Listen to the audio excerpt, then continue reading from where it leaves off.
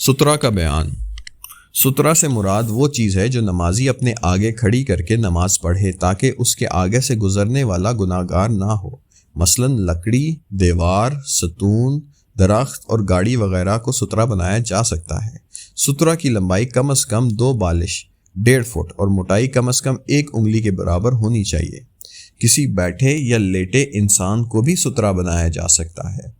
حضرت ابو ہریرہ رضی اللہ تعالیٰ عنہ سے روایت ہے کہ نبی پاک صلی اللہ علیہ وآلہ وسلم نے فرمایا، جب تم میں سے کوئی شخص نماز پڑھے تو اسے چاہیے اپنے آگے کوئی چیز رکھ لے۔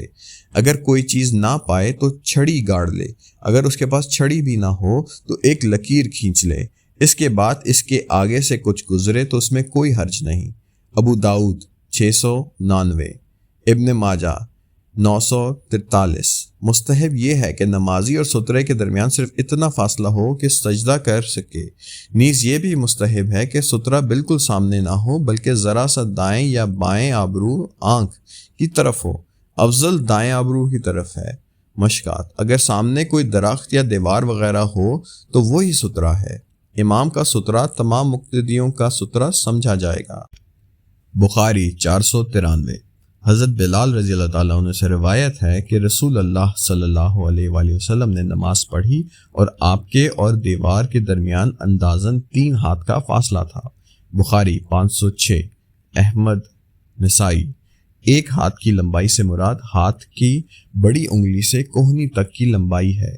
رسول پاک صلی اللہ علیہ وآلہ وسلم نے فرمایا ہے کہ جو شخص نمازی کے آگے سے گزرتا ہے، اگر اسے معلوم ہوتا کہ اس کا کتنا بڑا گناہ ہے تو آگے سے گزرنے کی نسبت اس کے لیے 40 سال یا 40 مہینے یا 40 دن تک بعد کے راوی کا شک زمین پر کھڑے رہنا بہتر سمجھتا۔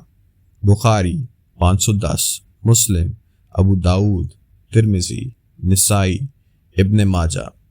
البتہ مسجد الحرام مکہ معظمہ میں نمازی کے آگے سے گزرنے کی رخصت ہے۔ اگر کوئی کھلے میدان یا بھری مسجد میں نماز پڑھ رہا ہو تو اس کے پاؤں اور سجدے کی جگہ کے درمیان سے گزرنا حرام ہے۔ اگر کوئی چھوٹی مسجد میں نماز پڑھ رہا ہو تو یہ فاصلہ اس کے پاؤں سے مسجد کی دیوار تک ہے۔ اس کا اندازاً 40 ہاتھ ہے۔